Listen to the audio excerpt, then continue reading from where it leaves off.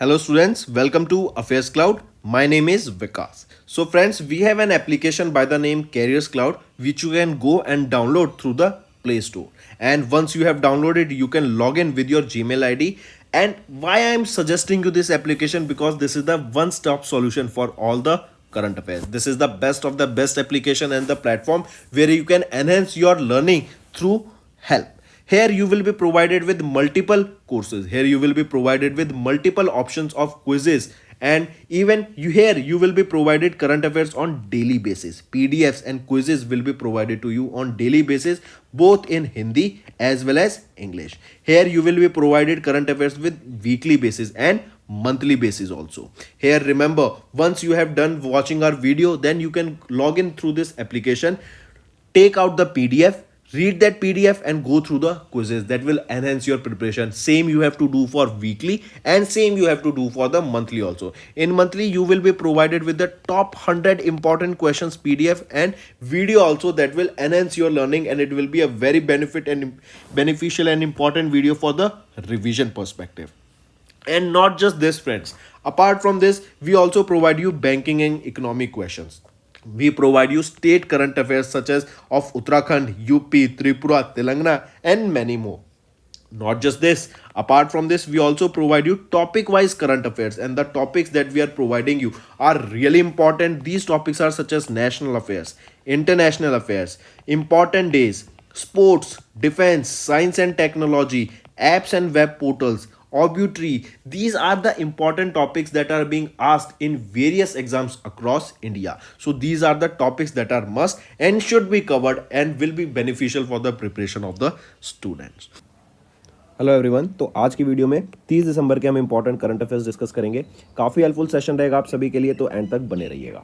सबसे पहले हम डिस्कस करेंगे कुछ कैबिनेट अप्रूवल्स, राइट। तो यूनियन कैबिनेट सबसे पहले किसके द्वारा चेयर की जाती है? प्राइम मिनिस्टर नरेंद्र मोदी के द्वारा, राइट। एंड इनके द्वारा भी कुछ अप्रूवल्स दिए गए थे। जैसे बात करें मिनिमम सपोर्ट प्राइस की फॉर कोपरा फॉर 2024 सीजन के लिए, ये भी हम आगे डिस्कस करेंगे डिटेल में। इसके अलावा खोवाई हरिना रोड को भी वाइडन किया जाएगा of the length of 134.9 kilometres in Tripura है ये। Then construction of a new 4556 metre long, जो कि 6 लेन का एक ब्रिज होगा अक्रॉस द रिवर गंगा, जो कनेक्ट करेगा पटना को एंड सरान को इन बिहार।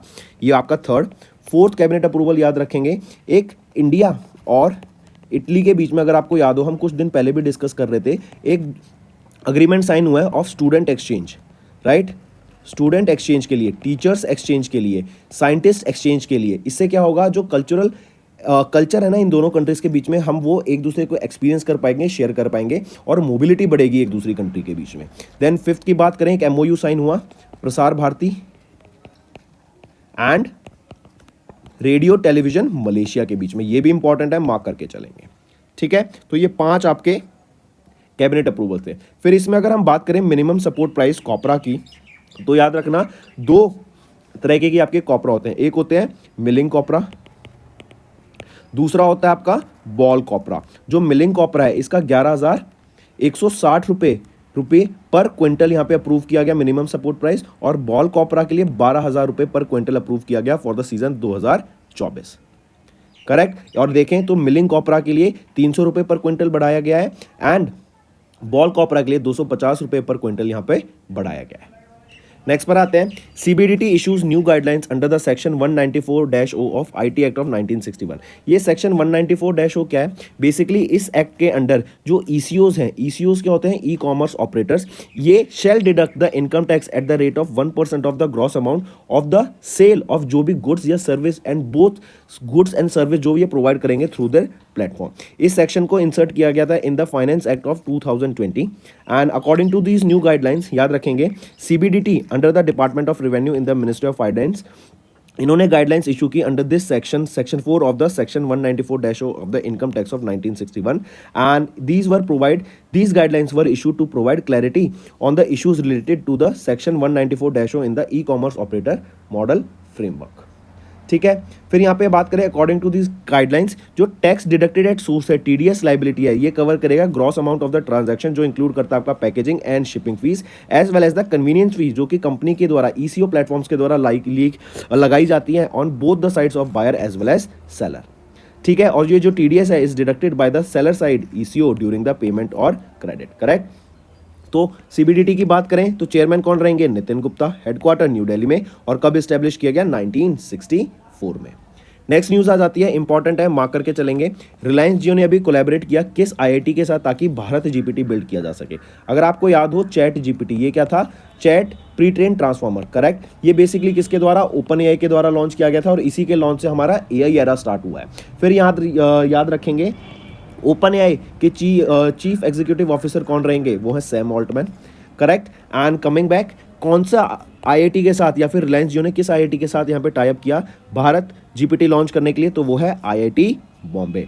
मार्क करके चलेंगे। आप यहाँ पर देख सकते हैं आकाश अंबानी, ये बेटे हैं मुकेश अंबानी के, एंड ये यहाँ पे चेयरमैन है रिलायंस जियो के, करेक्ट। रिलायंस जियो ने यहाँ पे टाई अप किया आईआईटी बॉम्बे के साथ ताकि भारत जीपीटी को लॉन्च किया जा सके, एंड ये पार्ट रहेगा of their Jio 2.0 mobile ecosystem का, ठीक है, मार्क करेंगे। फिर ये आपका यहीं पे एक और चीज आ जाती है, आईआईटी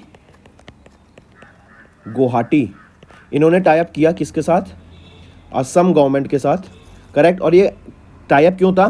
ताकि स्टेम कोर्सेज को स्टूडेंट्स में प्रमोट किया जा सके। स्टेम क्या है? Science and technology, engineering and mathematics. जो यंग स्टूडेंट्स हैं, 9वीं से लेके 12वीं क्लास के बच्चे हैं, उनको एंकरेज किया जा सके कि वो साइंस, इंजीनियरिंग, मैथमेटिक्स में पार्टिसिपेट करें, इन सब्जेक्ट्स को आगे ले जाके इनको पढ़ें, करेक्ट, इनमें एक्सीलेंस लें, ताकि, क्योंकि आज के टाइम पे आप देखते हैं कि साइंस एंड टेक्नोलॉजी में ज़्यादा से ज़्यादा जॉब अपॉर्चुनिटीज़ मिलती हैं, करेक्ट। तो इसीलिए यहाँ पर ये टाइप किया गया था, और ये आपका जो टाइप था ना, under the flagship event of Assam का था, जो कि है आरोहण, राइट। आरोहण कहाँ का फ्लैगशिप इवेंट है? ये असम का है। और ये आरोहण है क्या, इसके बारे में देखें तो आरोहण का मीन है एक मेंटर मेंटी प्रोग्राम। 9वीं से लेके 12वीं क्लास के बच्चे जो भी गवर्नमेंट स्कूल में है असम स्टेट में, उनको यहाँ पे गाइडेंस देने के लिए कि कैसे हम आगे जाना चाहिए, क्या क्या उनको सब्जेक्ट्स लेने चाहिए, एंड इवन जो मेंटर्स हैं वो बताएंगे बच्चों को अबाउट द फ्यूचर कि कैसे उनको सब्जेक्ट्स लेने चाहिए, कैसे उनको अपना करियर डिसाइड करना चाहिए, करियर पाथ पे फोकस करना चाहिए, इन सब के बारे में, करेक्ट। और अभी तक आईआईटी गुवाहाटी ने देखें तो 3311 स्टूडेंट्स को यहाँ पे ट्रेन किया है, उनको एजुकेशन प्रोवाइड कराया है अंडर दिस आरोहण, करेक्ट। तो आप यहाँ पे मार्क करके चल सकते हैं कि आईआईटी गुवाहाटी एंड असम के बीच में ये टाई अप हुआ for Arohan scheme to promote STEM subjects, and IIT Bombay के साथ रिलायंस जियो ने टाई अप किया ताकि भारत जीपीटी को यहाँ बिल्ड किया जा सके। नेक्स्ट आ जाते हैं फिर, किस फोर्स ने अभी अनवेल किया न्यू एडमिरल्स एपुलेट्स? एपुलेट्स क्या है? ये बेसिकली आप शोल्डर्स पे देखते हैं एडमिरल्स के, इनकी रैंकिंग, करेक्ट। तो ये किस फोर्स के नए अभी लॉन्च किए गए हैं? तो इंडियन नेवी के, याद रखेंगे, इंडियन नेवी के अभी नए एडमिरल एपुलेट्स को लॉन्च किया गया है। और ये जो नए एपुलेट्स हैं ये इंस्पायर्ड है by Rajmudra of Chhatrapati Shivaji Maharaj, correct. Prime minister Narendra Modi के द्वारा ड्यूरिंग नेवी डे, जो कि 4 दिसंबर को होता है, उस दिन ये महाराष्ट्र में न्यू एपुलेट्स को यहाँ पे लॉन्च किया गया था। ये जो न्यू एपुलेट्स हैं, इसमें आप देखेंगे golden navy button, let me show you है, golden navy baton, octagon, Indian sword and telescope यहाँ पे पार्ट रहेगा। गोल्डन नेवी बैटन ये क्या सिंबलाइज करता है? गुलाम की मानसिकता, राइट, कि हम इंडिया जो हम एक गुलाम थे बेसिकली देखा जाए तो अंग्रेजों के, तो उससे हम छुटकारा पाया हमने, राइट। तो कॉलोनियल माइंडसेट से हम जो इवॉल्व हुए हैं उसको छोड़ा हमने, राइट, उसको खत्म कर दिया एंड हम उससे इवॉल्व हो चुके हैं, उसको दर्शाता है। ऑक्टागन दर्शाता है 8 डायरेक्शन में इंडियन नेवी इंडिया को प्रोटेक्ट करती है। इंडियन स्वॉर्ड दर्शाता है कि इंडियन नेवी का जो स्ट्रांगनेस है, जो उनका डेडिकेशन है, राइट, उनका जो डोमिनेंस है उसको लेके। देन यहाँ पर आ जाता है फिर आपका टेलीस्कोप हम डिस्क्राइब करते हैं, सिंबलाइज करता है long term vision of the Indian navy, and जो इंडियन नेवी एक फ्यूचर का भी सोच के हमारे इंडिया को प्रोटेक्ट करता है उसको दर्शाता है, करेक्ट। ये जो रीडिजाइंड एपुलेट्स हैं ये आपके admiral rank, vice admiral, rear admiral and top 3 position of the naval forces के लिए यहाँ पे लॉन्च किया गया। राजमुद्रा की बात करें और द रॉयल सील, ये एक ऑथेंटिक स्टैंप है ऑफ छत्रपति शिवाजी महाराज जो ये यूज करते थे, एंड शिवाजी महाराज ने इस राजमुद्रा को रिसीव किया था फ्रॉम हिज फादर। नेक्स्ट आ जाता है 8th edition of IONS conclave of chiefs was held where. First of all ये आयोन्स कॉन्क्लेव ऑफ चीफ्स क्या है? आयोन्स है Indian ocean naval symposium, let me show you है, इंडियन ओशन नेवल सिंपोजियम, इसका conclave of chiefs हुआ था। 8th addition था इस आयोन्स कॉन्क्लेव का। कहाँ पर हुआ था? बैंकॉक थाईलैंड में हुआ था। इंपॉर्टेंट चीज एक तो ये हो गई कहाँ पर हुआ था, कौन सा एडिशन था। और तीसरी चीज़ याद रखेंगे कि अब चेयरमैनशिप किसके पास रहेगी आयोन्स कॉन्क्लेव की, तो वो आ जाती है थाईलैंड के पास। और कब से कब तक, 2023 से 2025 तक आयोन्स कॉन्क्लेव की चेयरमैनशिप किसके पास रहेगी, ये आपकी थाईलैंड के पास रहेगी। काफ़ी इंपॉर्टेंट, पहले किसके पास थी, फ्रांस के पास थी 2021 से 2023 के लिए, और अब थाईलैंड के पास होगी 2023 से 2025 के लिए। ठीक है, मार्क करके चलेंगे, इंपॉर्टेंट। फिर यहाँ पे 27 आयोन्स मेंबर्स ने पार्टिसिपेट किया in this conclave, and India से chief of naval staff admiral R Hari Kumar, इन्होंने 3 मेंबर्स की डेलीगेशन के साथ इस कॉन्क्लेव में पार्टिसिपेट करा। आयोन्स की बात करें तो 2008 में इसको स्टार्ट किया गया था, करेक्ट। नेक्स्ट और किसके द्वारा, इंडियन नेवी के द्वारा। एंड इंडियन ओशन रीजन में पीस होनी चाहिए, सिक्योरिटी का इशू नहीं होना चाहिए, उसके लिए बेसिकली इसको लॉन्च किया गया था, राइट। और अभी लेटेस्ट ऑब्जर्वर यहां पे कौन अपॉइंट किया गया था, Republic of Korea, correct. And एक चीज और याद रखेंगे, अभी हम देख रहे हैं कि थाईलैंड के पास 2023 से 2025 तक होगी, फिर 2025 से 2027 के पास चेयरमैनशिप किसके पास होगी, हमारे इंडिया के पास। नेक्स्ट पर आते हैं। नेक्स्ट है, सेबी ने इशू किया procedure for public issuance of ZCZP instrument by NPOs। ZCZP क्या होता है, zero coupon zero principal instrument by not profit organisation, correct. इनको लिस्ट किया जाएगा ऑन सोशल स्टॉक एक्सचेंज, और ये एक तरीके का डोनेशन रहेगा बेसिकली, करेक्ट। एंड इस पर कोई इंटरेस्ट नहीं मिलेगा और कोई प्रिंसिपल रिटर्न नहीं होगा। एंड ये डोनेशन है, एक लोन नहीं है इन्वेस्टमेंट की तरह। जो contributed funds will not be refunded to the donors, correct, mark करके चलेंगे। इसी के साथ साथ सेबी ने यहाँ पे अलाउ किया स्टॉक ब्रोकर्स को, ताकि ये जो क्लाइंट का फंड है lying in their trading members, funds lying with the trading members, इनको सेटल करने के लिए on the Saturdays, that is one more day provided यहाँ पे। एंड जो स्टॉक ब्रोकर्स हैं ये सेटल कर सकते हैं of the account on the first Friday और Saturday of the quarter of the month and at the choice of their clients. फिर यहाँ पे आ जाते हैं सेबी की बात। सेबी की चेयरपर्सन कौन रहेंगे, मदाबी पूरी बक रहेंगी। हेडक्वार्टर कहाँ रहेगा, मुंबई महाराष्ट्र में, राइट। तो याद रखेंगे, सेबी ने नोटिफाई किया procedure for public issuance of zero coupon zero principal instruments by NPOs and listing of such instruments on the social stock exchange. Next है, किस बैंक को अभी मेंटेन करना पड़ेगा higher capital for fiscal year 25, to be precise 1 April 2025 से higher capital कौन सा bank maintain करेगा इनमें से, वो है SBI bank and HDFC bank, correct. ये दोनों आपके systematically domestic systematically important banks हैं। इसका मतलब होता है these banks are too big to fail, ठीक है। तो इन दोनों को यहाँ पे भी हायर कैपिटल मेंटेन करना पड़ेगा। ICICI बैंक भी आपका टू बिग टू फेल एक डोमेस्टिक सिस्टमेटिकली इंपॉर्टेंट बैंक है, बट अभी SBI को और HDFC बैंक को यहाँ पे हायर कैपिटल मेंटेन करना पड़ेगा। जो ये additional common equity of tier 1 रहेगी, यहाँ पे percentage of the risk weighted asset जो रहेगा वो SBI के लिए रहेगा 0.8% एंड HDFC बैंक के लिए रहेगा 0.4% का, ठीक। चलिए नेक्स्ट पे आते हैं। SBI की अगर मैं बात करूं तो चेयरमैन कौन रहेंगे यहाँ पे, दिनेश कुमार खारा जी। मुंबई महाराष्ट्र हेडक्वार्टर 1955 में इसको एस्टैब्लिश किया गया था। नेक्स्ट आ जाता है फिर आपका, a new logo has been recently launched by vice president Jagdeep Dhankhar of which organisation. तो अभी याद रखेंगे ICAI का, ICAI क्या है, institute of chartered accountants of India. इनका अभी एक नया लोगो लॉन्च किया गया है by vice president Jagdeep Dhankhar ji, and ये लॉन्च किया गया during the first ever global professional accounts convention. ये इंपॉर्टेंट है, क्वेश्चन ऐसे भी आ सकता है कि पहला ग्लोबल प्रोफेशनल अकाउंटेंट्स कन्वेंशन ये हुआ कहां पर था, ये गांधीनगर गुजरात में हमें देखने को मिला था 24 से 26 नवंबर के बीच में, करेक्ट। एंड पीयूष गोयल यहाँ पे गेस्ट ऑफ ऑनर थे, करेक्ट। तो नया लोगो लॉन्च किया गया है ICAI का जगदीप धनखड़ जी के द्वारा, और कब, during the first ever global professional accountants convention जो कि गांधीनगर गुजरात में हुई। नेक्स्ट, अडानी ग्लोबल, इन्होंने रिसेंटली साइन किया एक joint venture with which organisation. तो याद रखेंगे यहाँ पर अडानी ग्लोबल ने अभी सीरियम इंटरनेशनल के साथ एक जॉइंट वेंचर साइन किया है, और ये जो जॉइंट वेंचर रहेगा ना बेसिकली किस लिए है, ताकि हम नई टेक्नोलॉजी से AI, मशीन लर्निंग, IoT, करेक्ट, इनको यूज कर सकें or in our industrial applications, right. Blockchain का भी यूज करने की यहाँ पे बात की गई। फिर इसी के साथ साथ जो जॉइंट वेंचर रहेगा ना, 51% रहेगा सीरियम इंटरनेशनल का, 49% रहेगा ग्लोबल अडानी ग्लोबल का। देन इसके साथ साथ याद रखेंगे जो ये जॉइंट वेंचर रहेगा ना, ये फोकस करेगा on $175 billion digitisation of the Indian economy, ठीक है। और अडानी ग्लोबल क्या है, ये Ahmedabad Gujarat based subsidiary of Adani enterprise, and Sirius ये एक subsidiary of international holding company, next, who has been appointed as the first women director general of CISF। CISF की पहली डायरेक्टर जनरल कौन अपॉइंट की गई है, पहली वीमेन डायरेक्टर जनरल, वो है नीना सिंह। काफ़ी इंपॉर्टेंट है, मार्क करके चलेंगे। इसके अलावा भी देखें तो पहले देखते हैं अनीश दयाल सिंह, ये डायरेक्टर जनरल थे ऑफ ITBP, अब इनको यहाँ पे अपॉइंट कर लिया गया full time director general of CRPF। Then Rahul Rasgotra, इनको अपॉइंट कर लिया गया है as the director general of ITBP because Anish Dayal Goyal जिनको ये सक्सीड करेंगे वो अब यहाँ पे डायरेक्टर जनरल अपॉइंट कर लिए गए हैं CRPF के। विवेक श्रीवास्तव, इनको अपॉइंट किया गया director general of fire service, civil defence and home guards का। राइट, मार्क करेंगे इन चारों अपॉइंटमेंट्स को। नेक्स्ट पर आते हैं हुंडई मोटर्स, इन्होंने अभी किन को अपना ब्रांड एम्बेसडर अपॉइंट किया, दीपिका पादुकोण को इन्होंने अभी अपना ब्रांड एम्बेसडर अपॉइंट किया है। हुंडई मोटर्स की बात करें तो managing director and chief executive officer कौन रहेंगी, उनसो किम, हेडक्वार्टर्स गुरुग्राम हरियाणा में, एंड 1996 में इसको स्टैब्लिश करा गया। नेक्स्ट आ जाता है फिर यूएस प्रेसिडेंट ने नॉमिनेट किया इंडियन अमेरिकन देवेन पारेख को as the board of DFC। DFC क्या है, डेवलपमेंट फाइनेंस कॉर्पोरेशन, राइट। तो US international development finance corporation का के बोर्ड पर किन को इलेक्ट किया गया as the board of director, तो वो रहेंगे देवेन पारेख को, और 3 साल के लिए यहाँ पर इनको अपॉइंट किया गया है।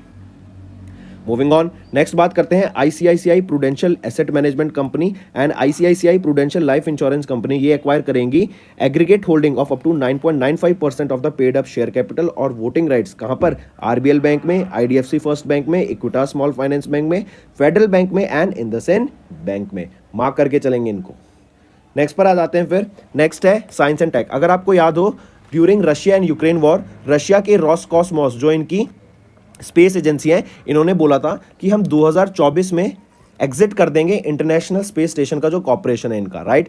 और इन्होंने बोला था ये होपफुली ज्वाइन करेंगे चाइना के स्पेस सेंटर को, राइट, इंटरनेशनल स्पेस स्टेशन जो अपना खुद का बना रहे हैं। लेकिन अब वापस न्यूज़ आई है कि रशिया एंड नासा के बीच में, रशिया के रोसकॉस्मोस एंड USA के नासा के बीच में एक अग्रीमेंट साइन हुआ है कि इनकी जो ये पार्टनरशिप है इन स्पेस एक्सप्लोरेशन, ये एक्सटेंड कर दी गई है बाय 2025 तक, यहाँ पे एक्सटेंड इसको कर दिया गया है।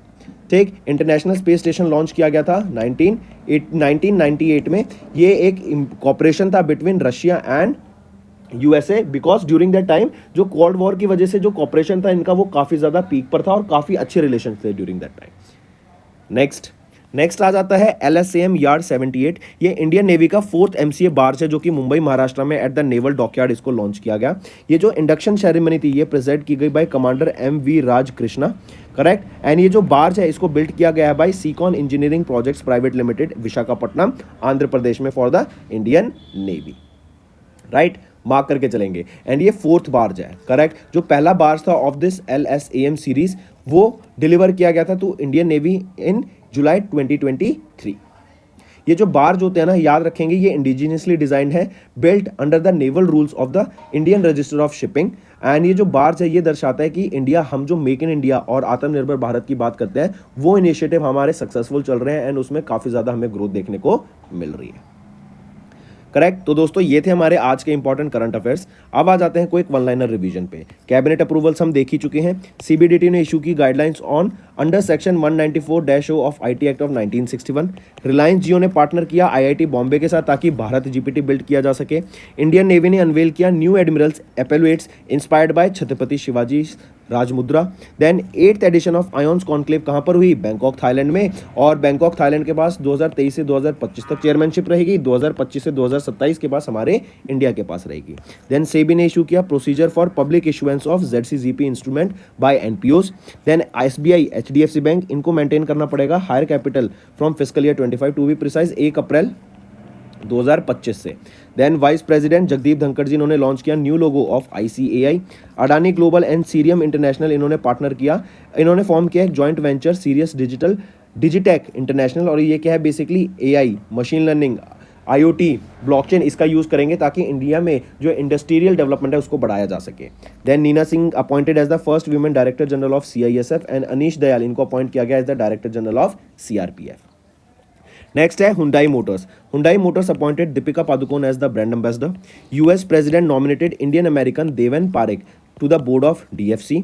iPru AMC एंड iPru लाइफ इंश्योरेंस, इनको अभी RBI का अप्रूवल मिला to acquire 9.95% stake in RBL bank, IDFC first bank, Equitas small finance bank, federal bank and IndusInd bank. Then Russia and NASA इन्होंने एग्री किया to extend the cross flight programme to international space station till 2025, और ये 2024 तक था, अब इसको extend कर दिया 2025 तक। देन LSAM ये इंडियन नेवी का 4th MCA बार्ज रहेगा जो कि लॉन्च किया गया मुंबई महाराष्ट्र में एट नेवल डॉकयार्ड। तो दोस्तों ये तो थे हमारे आज के इंपॉर्टेंट करंट अफेयर्स। अब आ जाते हैं कुछ रिवीजन पार्ट पर जो कि आपकी लर्निंग में काफी हेल्प करेगा। Next, name the Indian personality who has recently became the first woman to be honored with the Global Indian Award by the Canada India Foundation। तो वो है सुधा मूर्ति। सुधा मूर्ति ये है काफ़ी फेमस ऑथर हैं, एक फिलेंथ्रोपिस्ट हैं एंड ये चेयरपर्सन है इन्फोसिस फाउंडेशन की, राइट। एंड इनको याद रखेंगे, ये वो पहली वीमेन बनी है जिनको ऑनर किया गया ग्लोबल इंडिया अवार्ड से by the Canada India foundation. And दोनों कंट्रीज के बीच में जो उन्होंने इकोनॉमिक एंड पॉलिटिकल पावर से जो ग्रोथ लाई है, जो कनेक्शन एस्टेब्लिश किया, उसके लिए इनको सम्मानित किया जाएगा। एंड इस अवार्ड के साथ साथ एक $50,000 का अमाउंट भी इनकी मनपसंद जो भी चैरिटी होगी उसको यहाँ पे डोनेट किया जाएगा। Next, which of the following personalities have been recently awarded with 2023 Nobel Prize in Physics by the Royal Swedish Academy of Science।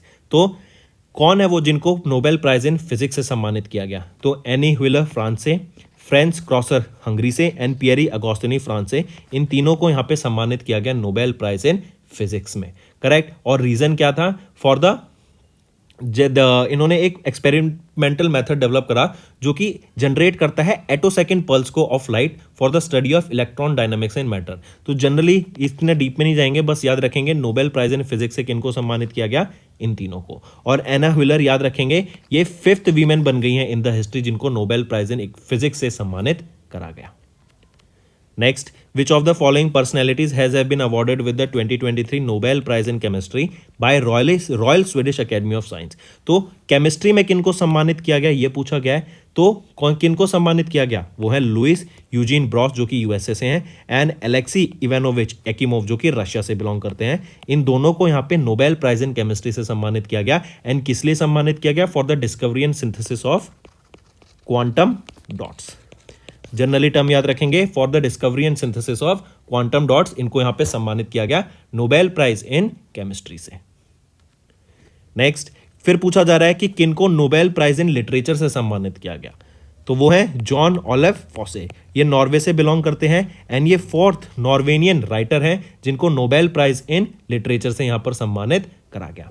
अगर आपको याद हो तो एक नोबेल प्राइज इन लिटरेचर से एक इंडिया का भी क्वेश्चन इंपॉर्टेंट बन जाता है जो कि इंडिया की हिस्ट्री से रिलेटेड है कि 1913 में वो पहले व्यक्ति कौन बने जिनको नोबेल प्राइज से सम्मानित किया गया इंडिया में? वो है Rabindranath Tagore. And Nobel prize in literature से इनको यहां पे सम्मानित करा गया था। Next, who has been recently awarded with Nobel peace prize? तो पीस प्राइज से किनको सम्मानित किया गया है? याद रखेंगे, ईरानियन वीमेन के ह्यूमन राइट्स के लिए ये एक सोशल एक्टिविस्ट हैं जो काफ़ी ज़्यादा फाइट कर रही है उनके ह्यूमन राइट्स के लिए। तो उन्हीं को यहाँ पे सम्मानित किया गया, वो है नरगिस मोहम्मदी। ये ईरान से हैं और इनको यहाँ पे ऑनर किया गया नोबेल पीस प्राइज से। ये 10 साल का टर्म में ये जेल काट रही हैं अभी रिसेंटली, 51 ईयर्स ओल्ड है। एंड ये ईरान की जो वीमेंस हैं उनके ह्यूमन राइट्स के लिए यहाँ पर ये वर्क करती है और इनको यहाँ पे अभी सम्मानित किया गया नोबेल पीस प्राइज से। अभी हम देखेंगे आगे वीडियो में इनको एक और अवार्ड से सम्मानित किया गया है, फिर से ये चीज रिवाइज होगी। चलिए नेक्स्ट आ जाते हैं, who has been recently awarded with 2023 Nobel economics prize. तो नोबेल इकोनॉमिक्स प्राइज से किनको सम्मानित किया गया? वो है क्लॉडिया गोल्डन। ये यूएसए से बिलोंग करती हैं और इनको यहाँ पे अभी सम्मानित किया गया है नोबेल इकोनॉमिक्स प्राइज से। और याद रखेंगे ये 55th रेसिपिटेंट है ऑफ दिस अवार्ड और तीसरी वीमेन है जिनको इस अवार्ड से सम्मानित किया गया। वो कौन से इंडो अमेरिकन साइंटिस्ट हैं जिनको अभी national medal of science and national medal of technology and innovation award से सम्मानित किया गया by president of USA Joe Biden? तो सुब्रा सुरेश, इनको सम्मानित किया गया नेशनल मेडल ऑफ साइंस से। एंड अशोक गडगिल, इनको सम्मानित किया गया national medal of technology and innovation award से। Next, which company has recently won Mahatma Awards 2023 for corporate social responsibility excellence in community initiative? तो वो है UST। ये आपका महात्मा अवार्ड्स किस लिए दिया जाता है? ये अवार्ड दिया जाता है कि जो वर्ल्ड की जो चैलेंजिंग प्रॉब्लम्स हैं ग्लोबली, जैसे poverty, hunger, education, climate change, health care, इनके खिलाफ जो वर्क कर रहा है, राइट, जो कंपनी इनके लिए वर्क कर रही है under their corporate social responsibility in excellence community initiatives, वो रहेगी UST। एंड ये UST कंपनी काफ़ी ज़्यादा इंडल्ज है इन दीज इनिशिएटिव्स एंड लोगों की हेल्प कर रही है, इसीलिए इनको महात्मा अवार्ड से सम्मानित किया गया for corporate social responsibility excellence in community initiatives.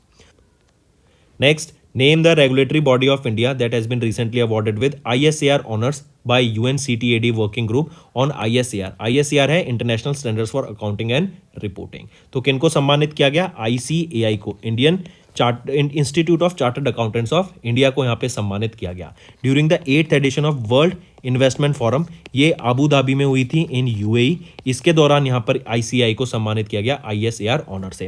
And ये जो 8th एडिशन था वर्ल्ड इन्वेस्टमेंट फोरम का, याद रखेंगे इसकी एक थीम भी थी. थीम क्या रहेगी? Investing in social development, investing in sustainable development. Next, name the personality who has been recently facilitated with 2022 Center on Legal Profession Award for Global Leadership by the Harvard Law School Center of Harvard University in USA. तो वो है India की chief justice of India DY Chandrachud ji, right. इनको यहाँ पे सम्मानित किया गया है with the Center on the Legal Profession Award for Global Leadership by Harvard University. Next, according to the on time performance monthly report for airports for September, ये भी cerium के द्वारा रिलीज की गई और इसमें बताया गया कि वो कौन से इंटरनेशनल एयरपोर्ट है इंडिया का जो कि वर्ल्ड का मोस्ट पंक्चुअल एयरपोर्ट रहा फॉर 3 कॉन्सिक्यूटिव मंथ्स, जुलाई, अगस्त एंड सितंबर के लिए. तो वो है केम्प गोवड़ा इंटरनेशनल एयरपोर्ट, बेंगलोर कर्नाटका में रहेगा ये मार्क करेंगे. एंड ये मोस्ट पंक्चुअल एयरपोर्ट रहा पिछले 3 महीने के लिए कॉन्सिक्यूटिवली, जुलाई, अगस्त और सितंबर के लिए. तो यह है Kempe Gowda international airport. Even ये इतना ब्यूटीफुली डिजाइन किया गया है, इतना ब्यूटीफुल इसका इंटीरियर है, आप देखेंगे इवन वर्ल्ड के जो CEO हैं, बिजनेस मैनेजर, वो यहाँ पर आते हैं तो इसकी बहुत सराहना करते हैं ऑन एक्स प्लेटफॉर्म जो कि फॉर्मली ट्विटर था. Next, name the village of India जिसको अभी रिसेंटली फीचर किया गया in the 3rd edition of the best tourism village list by UNWTO. तो बेस्ट टूरिज्म विलेज कौन सी रहेगी? तो वो है ढोरडो विलेज, राइट, गुजरात की बेस्ट टूरिज्म विलेज. अगर मैं बात करूं best tourism village upgrade programme के लिए, best tourism village upgrade programme के लिए कौन सी विलेज रहेगी? वो है Madla village, right, Madla village. और ये कहां पर है? मध्य प्रदेश में. तो दोनों अलग अलग हैं, best tourism village Dhordo village और best tourism village upgrade programme के लिए माडला विलेज, राइट. और ये 3rd एडिशन था बेस्ट टूरिज्म विलेज लिस्ट का जो UNWTO के द्वारा रिलीज की गई. Next, which military station in India has recently bagged with the best green military station award. तो best green military station award से किसको सम्मानित किया गया? वो है Udhampur military station Jammu and Kashmir में. और यहीं पर अगर आपसे मैं पूछ लूं, ये तो था बेस्ट ग्रीन मिलिट्री स्टेशन, अगर पूछा जाए बेस्ट ट्रांसफॉर्मेटिव स्टेशन कौन सा रहा? बेस्ट ट्रांसफॉर्मेटिव स्टेशन रहा है आपका बीकानेर मिलिट्री स्टेशन, जो कहां पर है? राजस्थान में, correct. Moving on, name the personality who will be conferred with the Harmony Foundation's 19th Mother Teresa memorial award for social justice in November 2023.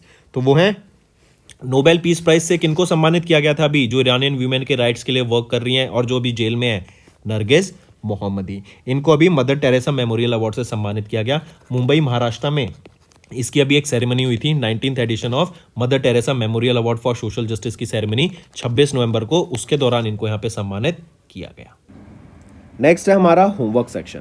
पहला, which Indian ministry is responsible for administering the FAME India sector. दूसरा, union government is planning to revive tax remission benefits on export of which item that was placed in the restricted category in mid 2022. तीसरा, which player recently clinch the Chennai grand masters 2023 title. चौथा, recently UP इन्होंने inaugurate किया state's first intra district helicopter service between which 2 district. Important question है, mark करके चलेंगे. और पांचवा question, India का पहला हिमालयन एयर सफारी ये लॉन्च किया गया किस इंडियन स्टेट से. तो ये 5 आपके होमवर्क क्वेश्चन रहेंगे friends. Maximum to maximum participation चाहिए आप सभी से.